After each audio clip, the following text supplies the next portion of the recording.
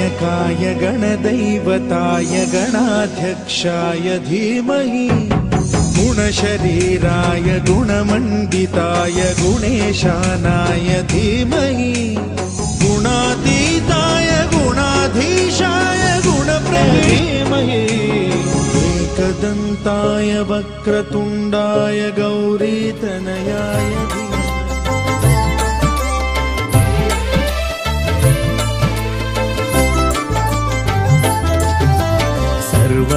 सर्वमन्त्रस्वरूपाय सर्वयन्त्रस्वरूपाय सर्वतन्त्रस्वरूपाय सर्वसिद्धिप्रदाताय सर्वसिद्धिप्रदाताय योगीशाय योगधीशाय योगपरायण योगेन्द्र ब्रह्मरूपाय विष्णुरूपाय शिवरूपाय दत्तात्रेय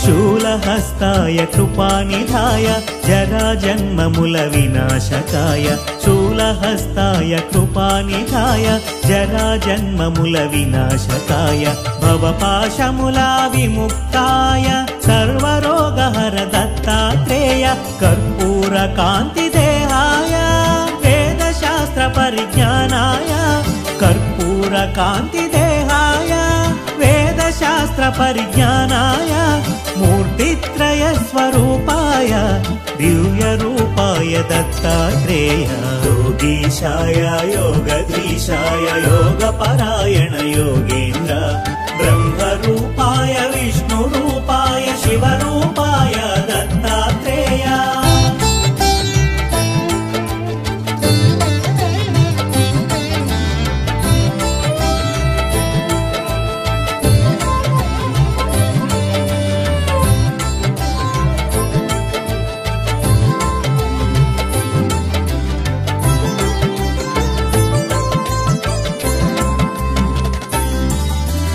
नमो भगवते दत्तात्रेय स्मरणमात्रमुन सन्तुष्टाय नमो भगवते दत्तात्रेय स्मरणमात्रमुन सन्तुष्टाय ज्ञानप्रदाय चिदानन्दाय महायोगिवो अवधूताय सर्वानर्थमु सर्वक्लेशमुलु प्रपन्नाप्तिहर सनातन सर्वानर्थमु सर्वक्लेशमुलु प्रपन्नाप्तिहर सनातन शरणागतुलु दीनार्थुలకు आपदोद्धार नारायण योगीशाय योगधीशाय योगपरायण योगेन्द्र ब्रह्मरूपाय विष्णुरूपाय शिवरूपाय दत्तात्रेय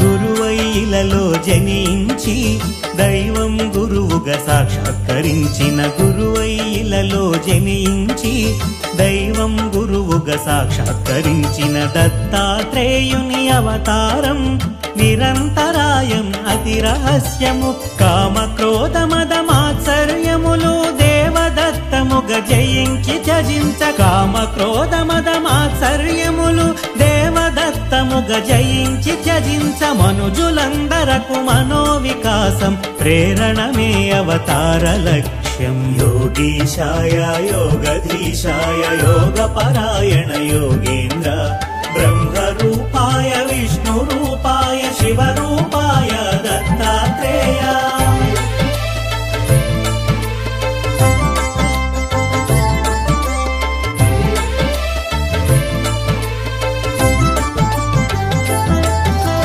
ब्रह्मा विष्णु महेश्वर మహేశ్వరుల త్రిమూర్తి రూపం దత్తాత్రేయుడు. బ్రహ్మ విష్ణు మహేశ్వరుల త్రిమూర్తి రూపం దత్తాత్రేయుడు. మహాభారతం రామాయణమున ప్రస్తుతించిన దైవ స్వరూపుడు. అధర్వణ వేదాంశముగా దత్తాత్రేయ ఉపనిషత్తులో అధర్వణ వేదాంశముగా దత్తాత్రేయ ఉపనిషత్తులో మోక్ష సాధనకు ఉపకరించిన శిశురూపునిగా వర్ణితుడు.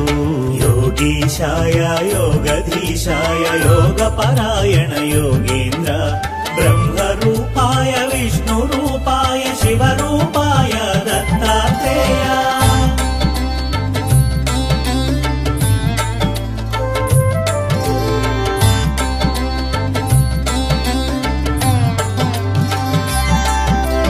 దుష్ట శిక్షణ శిష్ట రక్షణకు శ్రీ మహావిష్ణు అవతరణములు. దుష్ట శిక్షణ శిష్ట రక్షణకు శ్రీ మహావిష్ణు అవతరణములు. విధి నిర్వహణానంతరము పరిసమాప్తమగు శరణములు. దత్తాత్రేయుని అవతారం కార్యాచరణం ప్రత్యేకం. దత్తాత్రేయుని అవతారం కార్యాచరణం ప్రత్యేకం. జ్ఞాన వైరాగ్య ఆధ్యాత్మికముగ మనుజులున్నతే పరమార్థం. యోగీశాయ యోగధీశాయ యోగపరాయణ యోగేంద్ర బ్రహ్మరూపాయ విష్ణురూపాయ శివరూపాయ దత్తాత్రేయ.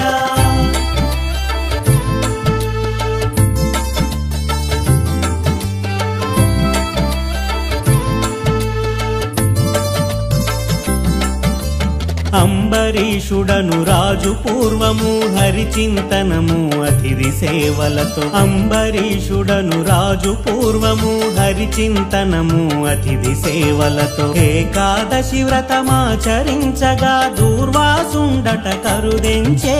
ద్వాదశ తిథికొక ఘడియ ముందుగా కరుదెంచిన దూర్వాసుని కొలిచి. ద్వాదశ తిథికొక ఘడియ ముందుగా కరుదెంచిన దూర్వాసుని కొలిచి. అనుష్ఠానము పూర్తి చేసుకొని శీఘ్రమే రమ్మని ఆహ్వానించి. యోగీశాయ యోగధీశాయ యోగపరాయణ యోగేంద్ర బ్రహ్మరూపాయ విష్ణురూపాయ శివరూపాయ దత్తాత్రేయ.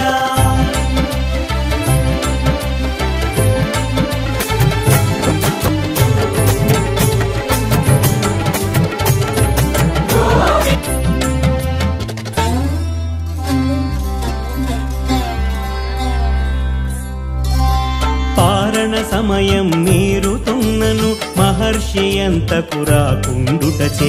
పారణ సమయం మీరుతున్నను మహర్షి అంతకు రాకుండుటచే. వ్రతభంగమును అతిథి అలక్ష్యము సేయకుండ తీర్థము సేవించెను. తిరిగే తెంచిన దూర్వాసముని విషయము తెలిసి క్రోధము చెంది. తిరిగే తెంచిన దూర్వాసముని విషయము తెలిసి క్రోధము చెంది. నానాయోనుల జన్మింతువని అంబరీషునకు శాపము సంగిను. యోగీశాయ యోగధీశాయ యోగపరాయణ యోగేంద్ర బ్రహ్మరూపాయ విష్ణురూపాయ శివరూపాయ దత్తాత్రేయ.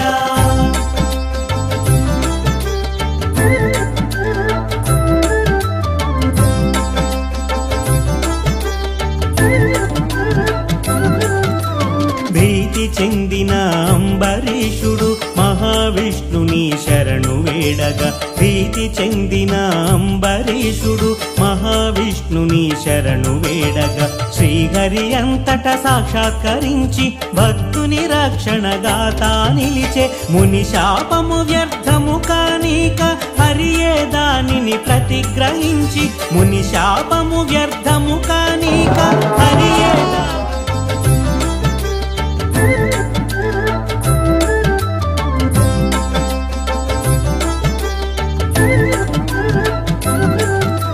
భీతి చెందిన అంబరీషుడు మహావిష్ణుని శరణు వేడగా. భీతి చెందిన అంబరీషుడు మహావిష్ణుని శరణు వేడగా. శ్రీహరి అంతట సాక్షాత్కరించి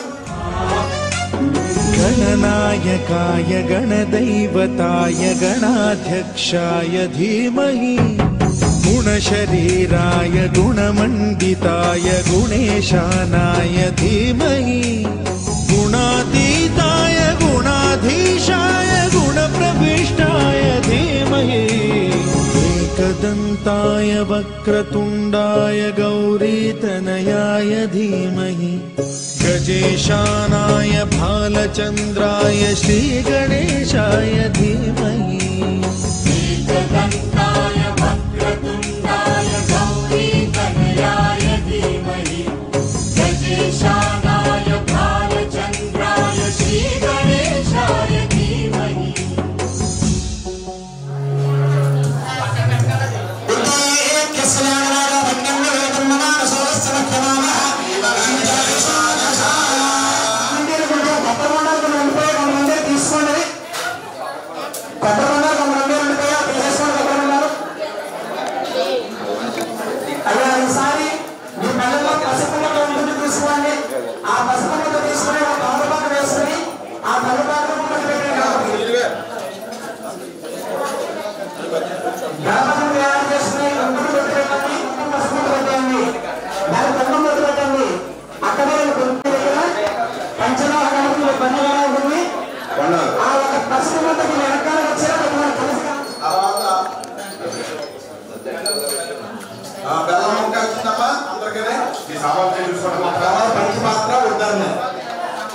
అన్ని సామాన్లు వచ్చేది ఎవరికైనా రాకపోతే అడగండి.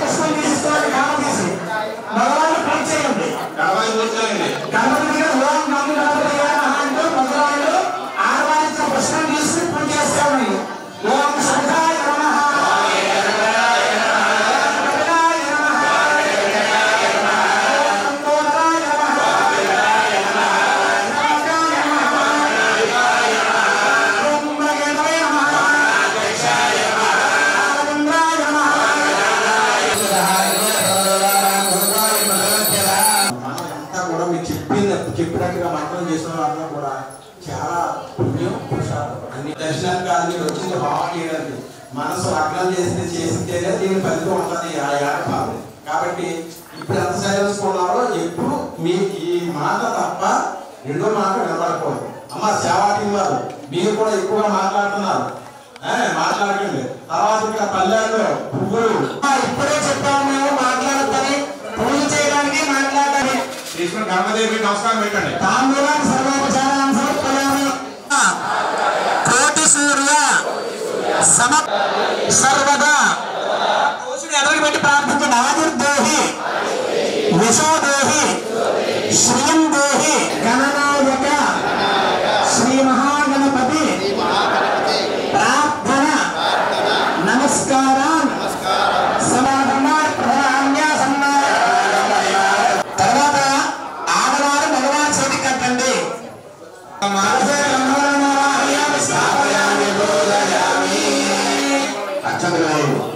ఈసారి మండపంలో 16 తమలపాకులు వరుసగా పరుచుకోండి. చక్కగా 16 పేర్చుకోండి.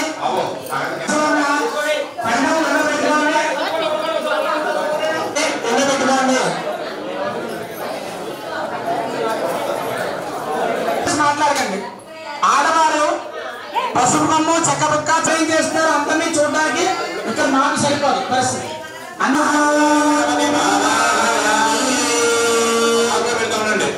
ఓం ఏకదంత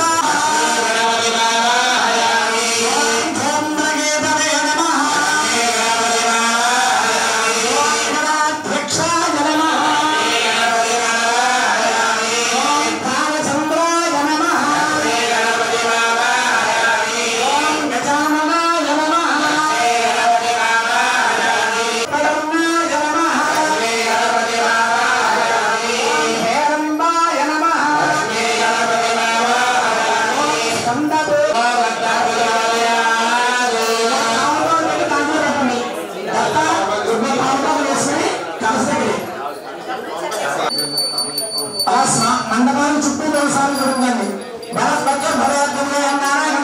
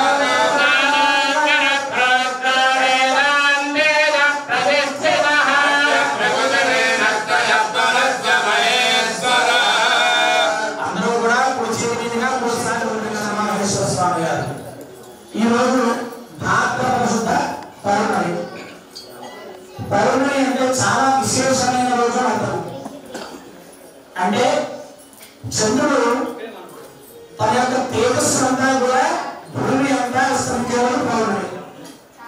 ఆ పౌర్ణమి నాడు దేవతారాధన చేయడం వల్ల మనుషులు మంచి కోరికలు అంటే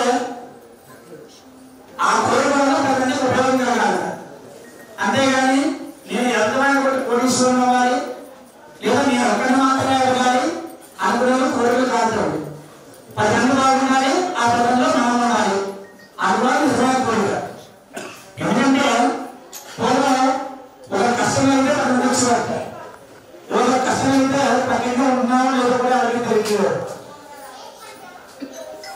ఇలా ప్రవర్తిస్తూ మనం భగవతారాధన చేస్తున్నాం. పూజలు పురస్కారాలు అని చెప్పి ఎన్నో వేలు ఖర్చు పెట్టు, లక్షలు పెట్టు భగవంతుడిని అంటే మేము చేసిన పాపం అంటే మా మనసు చేసిన పాపం ఉంటాం.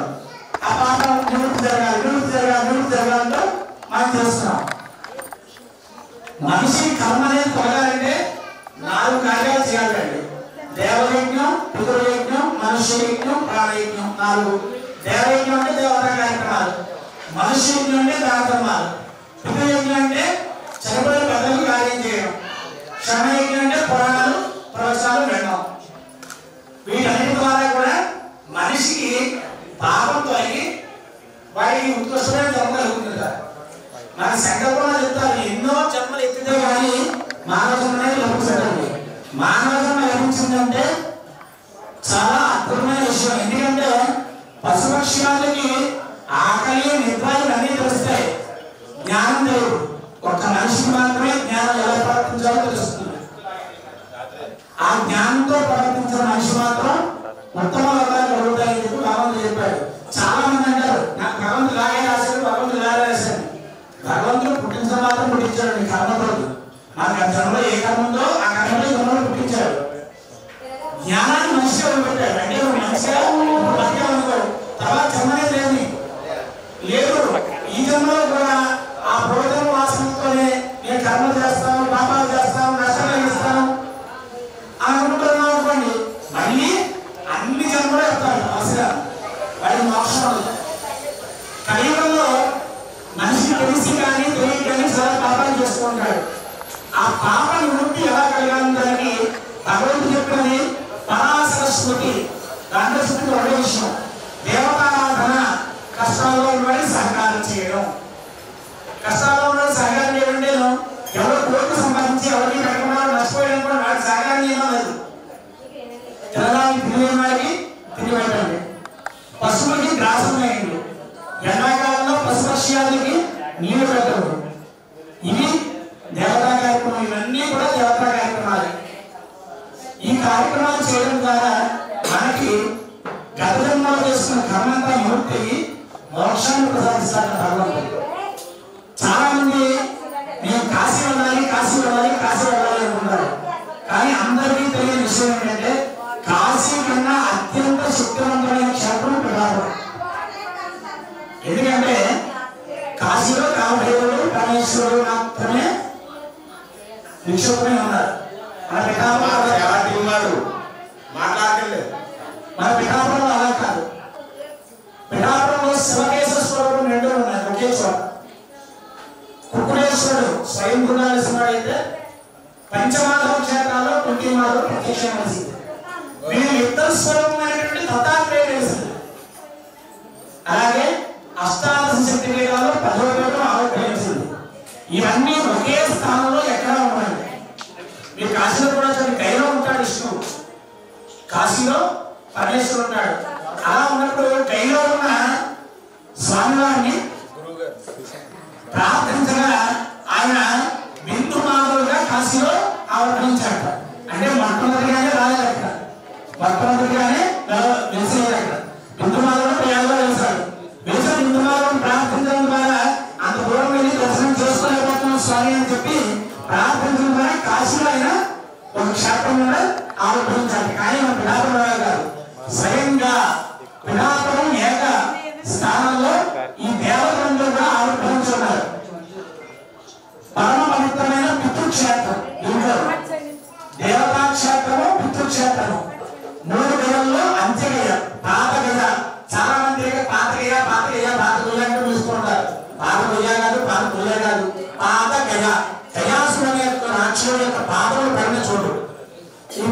క్షేత్రం. ఇక్కడ బుద్ధ కార్యాలు చేసిన, దేవతా కార్యాలు చేసిన, మనుష్య కార్యాలు చేసిన, శ్రవణాదులు చేసిన, దేవతా విషయాల మీద శ్రవణాదులు చేసినా కూడా వారికి ఉత్తమ వర్గాలు కలుగుతాయి. ఎంతో అదృష్టము యోగము భోజనాదులు ఇంతలా జరుగుతుంటే కేవలం ధర్మ రక్షణ కోసం ఇక్కడ చేస్తాం. మన హిందూ ధర్మం చాలా ప్రమాదంలో పడిపోయిందని ఇప్పటికే చూస్తున్నాం. ఎక్కడ వెళ్తే అక్కడ భూమి మా ఇంట్లో ముస్లింలు ఆక్రమించేస్తున్నారు పట్టుకొని చాలా దారుణమైన పరిస్థితుల్లో. అంటే తర్వాత మన తరానికి ఇక్కడ చూడుకుంటుందా ఉండదా అనే పరిస్థితి కల్పించేలా ఉన్నారు. మా ధర్మం కోసం పోరాడుతున్న వాళ్ళకి మనకి హిందూ ధర్మం చిన్న దౌర్భాగ్యం ఏంటంటే ఎవరికి సపోర్ట్ చేయము. మా ఇంట్లో ఏం జరుగుతుందా అని మాత్రం పెట్టించుకుంటాం. మా ఇంటి వరకు సొంత డైరెక్ట్ మాట్లాడుతాం. నాకు కొంత రెస్పాన్స్ చెప్పట్లేదు, నాకు పల్లెగా చెప్పట్లేదు. నేను మా ఇంట్లో దగ్గర ప్రధానమైన లోపం ఇదే. ఇతర మతాల దగ్గర వాళ్ళు చెప్పే మాటలు సూచన తప్పకుండా 10 మందికి ప్రచారం చేస్తారు. మా దగ్గర మనం ఏం చేస్తామంటే మా పిల్లలు కూడా చెప్పాం. పొద్దున్న లేచి ఎంతమంది మా పిల్లలకి దేవుడు నమస్కారం చేసుకోమని చెప్తున్నాం, ఎంతమందికి బొట్టు పెట్టుకుని బయటకు వెళ్ళాలని చెప్తున్నాం, ఎంతమందికి కనీసం వారంలో 2 రోజులైనా దేవుడు నమస్కారం చేయమని చెప్తున్నాం, ఎంతమందికి కనీసం వారంలో 1 రోజైనా వాళ్ళు ఉల్లిపాయ తినకుండా కాస్త నిశ్చయంగా ఉండాలని చెప్తున్నాం, కనీసం ఒక భగవద్గీత శ్లోకమైనా మన పిల్లలకు నేర్పిస్తున్నాం. లేదు. ఇలా చేయనప్పుడు మన ధర్మం ఎక్కడ నిలబడుతుంది? చాలా మంది ఉంటున్నారు మా పిల్లలకి పూజ అలవాటు అవ్వట్లేదు. అలవాటు అవ్వట్లేదంటే మీరు అలవాటు చేయాలి. మీరు అలవాటు చేస్తే ధర్మం నిలబడుతుంది. చదువుకోమని ఎలా చెప్తున్నామో, ఆటలాడుకోమని ఎలా చెప్తున్నామో, ఇది మా ధర్మం అయినా ఈ రకంగా మనం ఉండాలి. ఈ రోజు దేశంలో అనేక రకమైన దారుణాలు జరుగుతున్నాయి. దానికి అన్నిటికీ కారణం ఏమిటి? 16 ఏళ్ళ పిల్లవాడిని పండించి బయట పంపుతున్నారు. వాడు ఏమనుకుంటున్నాడో లేదు, ఎంతమంది చంపేస్తాడో లేదు. దానికి కారణం కూడా ప్రధానంగా తల్లిదండ్రులు వారి యొక్క గానం, ధర్మం గురించి చెప్పకపోవడం. ఇవన్నీ కూడా కలియుగాన్ని కింద పోషిస్తున్న పరిస్థితులు అన్నీ కూడా. ఇలాంటి దేవతా కార్యక్రమాలు వచ్చినప్పుడు కూడా చాలా మంది ఇంటి దగ్గర విషయాలు మాట్లాడుతూ ఉన్నారు. అది ఎంతవరకు సమంజసం? మనం మన ధర్మాన్ని అనేక పేరు కోసం వచ్చాం. మనం మనస్ఫూర్తిగా భగవంతుడికి ప్రార్థన చేసుకోవడం కోసం వచ్చాం. వచ్చినప్పుడు దాని మీద ధ్యాస ఉండాలి. పూర్వం చక్కగా పూజాధికారులు చేసుకునేవారు ఎవరైనా సరే పరివర్తన ఉపవాసాన్ని చక్కగా ఎటువంటి ధ్యాస లేకుండా పూజాధికారులు చేసుకునేవారు. కాబట్టి వాళ్ళు 70 సంవత్సరాలు 80 సంవత్సరాలు బతకడం, పిల్లలకి మంచి విద్యార్థులను తయారు చేయడం, విద్యాస్థానం చేయడం, తర్వాత వాళ్ళ సంపాదన వెళ్ళడం ఇన్ని జరిగి ఇప్పుడు మనం ఎన్ని అందించలేకపోతున్నాం. ప్రతిదీ కూడా కష్టం కష్టం కష్టం అంటున్నాం. ముఖ్యంగా తల్లిదండ్రుల గౌరవం పోయింది, పిల్లలు పెద్దల భక్తి శ్రద్ధలు పోయాయి, దైవం భక్తి పోయింది. ముందు గుళ్ళోకి చేసే పని ఏంటంటే మొదటిగా దేవుడికి గడపడి అన్నం పెట్టుకోవడం కాదు, గోపురానికి ఫోటో తీయడం. ఫోటో తీసి ఓ 2 వేలు ఇలా పెట్టి నేను ఇక్కడ ఉన్నాను అంటున్నాడు. 2 వేలు అర్థం తెలియదు కానీ ఈ 2 వేలు ఇలా పెట్టండి నేను ఇక్కడ ఉన్నాను. నేను ఎక్కడుంటే ఎవరికి ఎందుకు ప్రయోజనం ఉంది? నువ్వు భగవంతుడి దగ్గర వెళ్ళినప్పుడు భగవంతుడు శ్రద్ధలో నమస్కారం చేసుకుని తర్వాత ఏమైనా చేసుకో. నువ్వు భగవంతుడు దేనికోసం వెళ్తున్నావు అంటే 10 మందికి నీ గొప్పతనం చూపించుకోవడం వెళ్తున్నావు తప్ప భక్తితో పట్టుకోలేదు. అలా భక్తితో నడవనంత కాలం భగవంతుడు ప్రసన్నం అవ్వడు. భక్తిలో నుంచి ఒక భక్తి అయినా చాలు. భక్తి లేకుండా ఎంత భక్తి పూర్చేయండి, ఎన్ని లీటర్ పాలు అభిషేకం చేయండి, ఎన్ని 100 కొబ్బరికాయలు పట్టండి, ఉపయోగం లేదు. భక్తిలో ఒక నారిద్దాన్ని ఈశ్వరుడు వశం అయిపోతాడు. భక్తిలో ఒక ప్రసాదాన్ని విష్ణు వశం అవుతాడు. భక్తిలో ఒక గణపతి గణపతి వశం అవుతాడు. భక్తి ప్రధానం చెప్పారు మా ధర్మంలో ఇప్పుడు కూడా. ఆ భక్తిగా కార్యక్రమం చేసుకున్నాం. ఇప్పుడు స్వామివారి అభిషేకం ప్రారంభమవుతుంది. జనరల్ గా లేచి ఒకరితో వెళ్ళి అభిషేకం స్వామివారికి చేసుకోండి. చేసుకున్న సేపు వేరే మాటలు కానీ వేరే ఎదురు కానీ కాకుండా ఓం నమః శివాయ ఇదే మాట. మీ నోటి ఏం కావాలంటే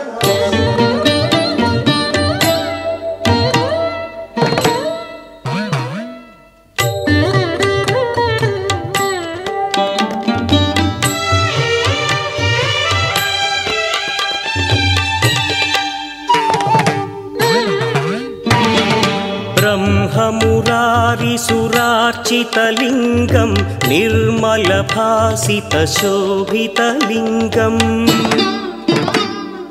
जन्मज दुःखविनाशकलिङ्गं तत्प्रणमामि सदा शिवलिङ्गम्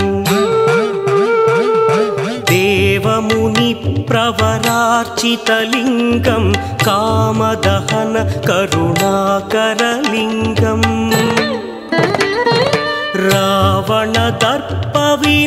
रावणदर्पविनाशकलिङ्गं तत्प्रणमामि सदा शिवलिङ्गम्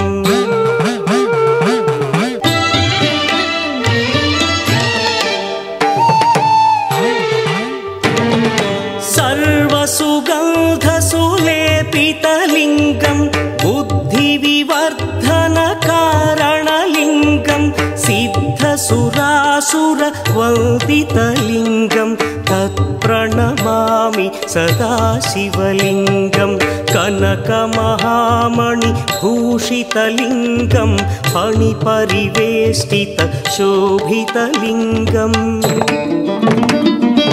दक्षसुयज्ञविनाशकलिङ्गं तत्प्रणमामि सदा शिवलिङ्गम्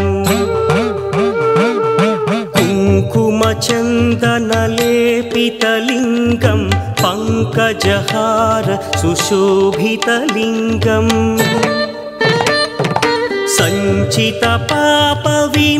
सञ्चितपापविनाशकलिङ्गं तत्प्रणमामि सदा शिवलिङ्गम्